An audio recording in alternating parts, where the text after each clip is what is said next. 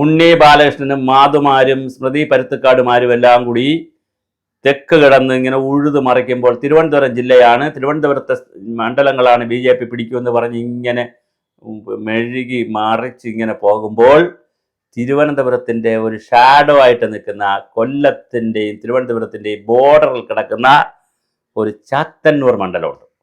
ആ മണ്ഡലത്തിൻ്റെ ഏറ്റവും വലിയ പ്രത്യേകത അവിടെ ബി ജെ പിയുടെ ഗോപകുമാർ കഴിഞ്ഞ പ്രാവശ്യം 42,000 വോട്ടാണ് പിടിച്ചത്. 59,000 വോട്ടാണ് ജയലാൽ CPIയുടെ പിടിച്ചത്. ജയലാൽ അതിനു മുമ്പും 2 പ്രാവശ്യം അവിടെ ജയിച്ചിട്ടുണ്ട്. പക്ഷേ കഴിഞ്ഞ 2 പ്രാവശ്യമായും അവിടെ പിറകിൽ തൊട്ടു പിന്നാലെ മാരത്തോണിൽ ബാറ്റണുമായി തൊട്ട് പിന്നാലെ BJP ഉണ്ട്. പീതാംബരക്കുറുപ്പിന്റെ ഏകദേശം നാവായിക്കുളോ മറ്റോ ആണ് പീതാംബരക്കുറുപ്പിന്റെ നാട് എന്ന് പറഞ്ഞാൽ ആ ഒരു ബെൽറ്റിൽ വരുന്നതാണ്. എന്നിട്ടും പീതാംബരക്കുറുപ്പിനെ പോലുള്ള വലിയ ഒരു നേതാവ് മത്സരിച്ചിട്ടും അദ്ദേഹത്തിന് 34,000 വോട്ടേ പിടിക്കാൻ കഴിഞ്ഞുള്ളൂ. അദ്ദേഹവും ഗോപകുമാറുമായിട്ട് പോലും 6,000, 34, 40, 8,000 വോട്ടിന്റെ ഡിഫറൻസ് ഉണ്ടായിരുന്നു. അത് ജയലാലുമായിട്ട് കണക്കുമ്പോൾ 34, 54, 29,000 വോട്ടോളം വോട്ടിന്റെ 34, 59, അതെ 10, പിന്നെ 54, 30, 35,000 വോട്ടിന്റെ ഡിഫറൻസ് ഉണ്ടായിരുന്നു. അപ്പോൾ അങ്ങനെ കുറുപ്പ് ഇനിയിപ്പോൾ മത്സരിക്കാൻ സാധ്യതയില്ല.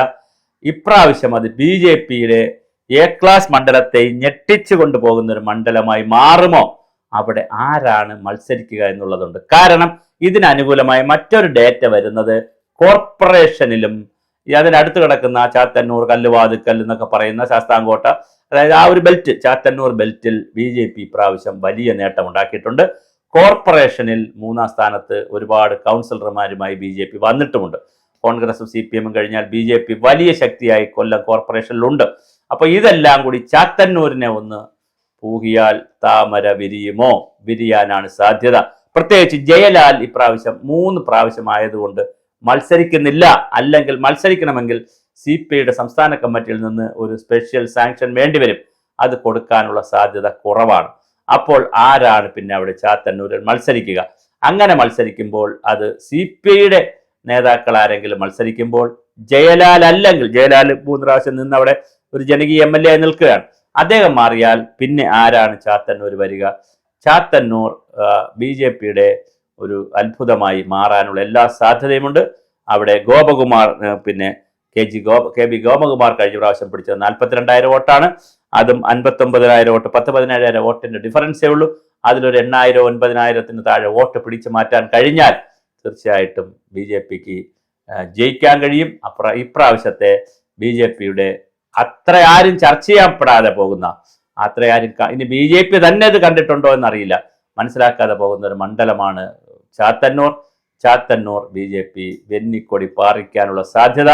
നല്ല സ്ഥാനാർത്ഥിയും പിന്നെ അപ്പുറത്തെ സ്ഥാനാർത്ഥികളെയൊക്കെ കൂടെയൊക്കെ പരിഗണിച്ച് നോക്കുമ്പോൾ ജയലാൽ മത്സരിക്കുന്നില്ലെങ്കിൽ, പുതിയ സ്ഥാനാർത്ഥിയാണ് CPIക്ക് വരുന്നതെങ്കിൽ സംഘപ്രവർത്തനങ്ങളും സംഘപരിവാറിന്റെ പരിവർത്തനങ്ങളും BJPയുടെ പ്രവർത്തകരും എല്ലാം ഒന്ന് ആഞ്ഞു പിടിച്ചാൽ കിട്ടാവുന്നൊരു മണ്ഡലമാണ് ചാത്തന്നൂർ എന്നാണ് BJPയുടെ ഒരു റിപ്പോർട്ട്, ഇന്റലിജൻസ് റിപ്പോർട്ട് BJPക്ക് കൊടുത്തിരിക്കുന്നത്. അതുകൊണ്ട് തന്നെ ചാത്തന്നൂർ ഇപ്രാവശ്യം കാവി ആകുമോ എന്നുള്ള ഒരു ചോദ്യമുണ്ട്. എന്ത് സംഭവിക്കും നമുക്കറിയില്ല. പക്ഷേ CPIക്ക് ശക്തമായ വേരോട്ടമുള്ള ഒരു സ്ഥലമാണ് ചാത്തന്നൂർ. പല പ്രാവശ്യം അവിടെ CPIയുടെ നേതാക്കൾ ജയിച്ചിട്ടുണ്ട്. പത്മരാജൻ അടക്കമുള്ള കോൺഗ്രസിന്റെ നേതാക്കളും ജയിച്ചിട്ടുണ്ട്. അതുകൊണ്ട് കോൺഗ്രസിനെയും എഴുതിത്തള്ളാൻ പറ്റത്തില്ല. കോൺഗ്രസ് അവിടെ ജയിച്ചിട്ടുണ്ട്. CPIയുടെ നേതാക്കൾ ഒരുപാട് തവണ ജയിച്ചിട്ടുണ്ട്. CPIയുടെ ഒരു കുത്തക ചടയമംഗലം പോലെ, ഇതും ചായയിലാണ് തുടങ്ങുന്നത്, ചടയമംഗലം പോലെ ഒരു കുത്തക മണ്ഡലമാണ്. പുനലൂർ പോലെ, ചടയമംഗലം പോലെ CPIക്ക് എപ്പോഴും കിട്ടിക്കൊണ്ടിരിക്കുന്ന ഒരു പ്രധാനപ്പെട്ട മണ്ഡലമാണ് ചാത്തന്നൂർ. പക്ഷേ ആ ചാത്തന്നൂർ ഇപ്രാവശ്യം ഞാൻ ഈ പറഞ്ഞ പോലെ BJP അടിക്കാനുള്ള സാധ്യതയാണ് ഓരോ ദിവസം കഴിയുന്തോറും കൂടി വരുന്നത്. പക്ഷേ ഇനിയിപ്പോൾ സ്ഥാനാർത്ഥിയുണ്ട്, ഗ്രൂപ്പ് രാഷ്ട്രീയമുണ്ട്, ഒരുപാട് കാര്യങ്ങളുണ്ട്. ഇതൊക്കെ കൂടി എങ്ങനെ വരുമെന്ന് നമുക്കറിയില്ല. എന്തായാലും BJPക്ക് അനുകൂലമായ ഒരു ട്രെൻഡ് അവിടെ നിൽപ്പുണ്ട്. അതിനൊരു മറ്റൊരു പ്രധാനപ്പെട്ട കാര്യം ഞാൻ പറഞ്ഞോളൂ, കോർപ്പറേഷൻ തെരഞ്ഞെടുപ്പിലെ BJPക്ക് അനുകൂലമായ ട്രെൻഡ്. കൊല്ലം ജില്ലയിലാകെ BJPക്ക് അനുകൂലമായിട്ട് വരുന്നൊരു ട്രെൻഡ് വരുന്നുണ്ട്. ഇനി ഏത് വിഭാഗം ആളുകളുടെ വോട്ടാണ് BJPയിലേക്ക് ഇപ്പോൾ പൊയ്ക്കൊണ്ടിരിക്കുന്നത് പറഞ്ഞാൽ പിന്നെ BDJSന് നല്ലൊരു സാധ്യതയുള്ള പ്രദേശമായി മാറുന്നുണ്ട്.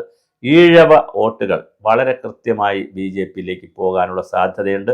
പോയിക്കൊണ്ടേയിരിക്കുന്നു. ഇപ്പോൾ രാജീവ് ചന്ദ്രശേഖർ വെള്ളാപ്പള്ളി നടേശനെ കാണുകയും അത് വലിയ ചർച്ചയൊക്കെ നടത്തുകയും ചെയ്തിട്ടുണ്ട്. സന്ദീപ് ബജസ്പതിയെ പോലുള്ള ആളുകൾ പോയി വെള്ളാപ്പള്ളി നടേശനെ കണ്ടിരുന്നു.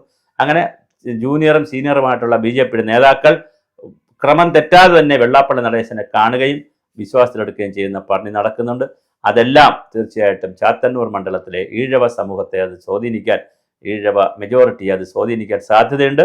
അതുകൊണ്ട് തന്നെ ഈഴവരായിട്ടുള്ള ആരെങ്കിലും അവിടെ മത്സരിക്കുകയും BJPക്ക് ശക്തനായ സ്ഥാനാർത്ഥിയാവുകയും ചെയ്താൽ ചാത്തന്നൂർ BJP കൊണ്ടുപോകും. ഞാൻ ഈ പറഞ്ഞ ഈഴവ വോട്ടുകൾ കൂടി വന്നാൽ, പ്രത്യേകിച്ച് വർക്കല, ശിവഗിരിയുടെയും അതുപോലെ ചാത്തന്നൂർ ഈ ഭാഗം എന്നൊക്കെ പറയുന്നത് ഈഴവ മെജോറിറ്റിയുള്ള സ്ഥലമാണ്. അത് പരമ്പരാഗതമായി കമ്മ്യൂണിസ്റ്റ് പാർട്ടിയിൽ വിശ്വസിക്കുന്നവരാണ്. കാരണം പണ്ട് എപ്പോഴോ കൊടുത്തൊരു മയക്കുമരുന്ന് ഇപ്പോഴും കഴിച്ചു നിൽക്കുന്നവരാണ് അവർ. അതുകൊണ്ട് അവർ ഇപ്പോഴും മാറിയിട്ടില്ല എന്നുള്ളതാണ്. ഞാൻ അവരെ കുറ്റം പറയുകയല്ല. അവർ പണ്ട് മുതലേ കമ്മ്യൂണിസ്റ്റ് പാർട്ടിയിൽ വിശ്വസിക്കുകയും കമ്മ്യൂണിസ്റ്റ് പാർട്ടി നമ്മുടെ രക്ഷകരായിട്ട് നിൽക്കുമെന്ന് വിചാരിച്ചു. പക്ഷേ ഏറ്റവും കൂടുതൽ വഞ്ചന കിട്ടിയിട്ടുള്ളത് ഈ വിഭാഗത്തിൽ നിന്നൊക്കെ തന്നെയാണ് എന്നുള്ളതും ചരിത്രത്തിൻ്റെ ഒരു കാര്യമാണ്. വെള്ളാപ്പള്ളി നടേശൻ ഇപ്പോൾ കമ്മ്യൂണിസ്റ്റ് പാർട്ടിയെയും വിജയനെയൊക്കെ സപ്പോർട്ട് ചെയ്ത് പറയുന്നത് അത് വേറെ ഒരുപാട് ഘടകങ്ങളുണ്ട്. അത് ഈ ഈഴവർക്ക് കിട്ടിയ ബെനിഫിറ്റ് വെച്ചിട്ടൊന്നുമല്ല, വേറെ ഒരുപാട് ഘടകങ്ങളുണ്ട്. അപ്പോൾ അത് ചർച്ച ചെയ്യേണ്ട കാര്യമല്ല നമ്മളിപ്പോൾ ഇവിടെ. എന്തായാലും വളരെ പ്രധാനപ്പെട്ട ഒരു കാര്യമാണ് നമ്മൾ കേൾക്കുന്നത്. ചാത്തന്നൂരിൽ BJPക്ക് അനുകൂലമാണ്. ഇപ്പോൾ ഈഴവരാതി വിഭാഗങ്ങളുടെ വോട്ട് ശക്തമായി തീർച്ചയായിട്ടും ജയലാലിന് കിട്ടാനുള്ള BJPക്ക് കിട്ടാനുള്ള സാധ്യതയുണ്ട്. ജയലാലിന് കിട്ടിക്കൊണ്ടിരുന്ന വോട്ട്, പരമ്പരാഗത വോട്ടുകൾ ഇപ്രാവശ്യം BJPക്ക് പോകും എന്ന് തന്നെയാണ് ചാത്തന്നൂരിൽ നിന്നുള്ള വിവരം. പക്ഷേ നമ്മുടെ മുഖ്യധാര ചാനലുകളൊന്നും തന്നെ അത്രയും ഗൗരവമായി ചാത്തന്നൂരിനെ കാണുന്നില്ല എന്നുള്ളതാണ്. അപ്പോൾ എല്ലാവരെയും ഞെട്ടിച്ചുകൊണ്ട് ചാത്തന്നൂരിൽ ചാത്തൻ വിളയുമോ?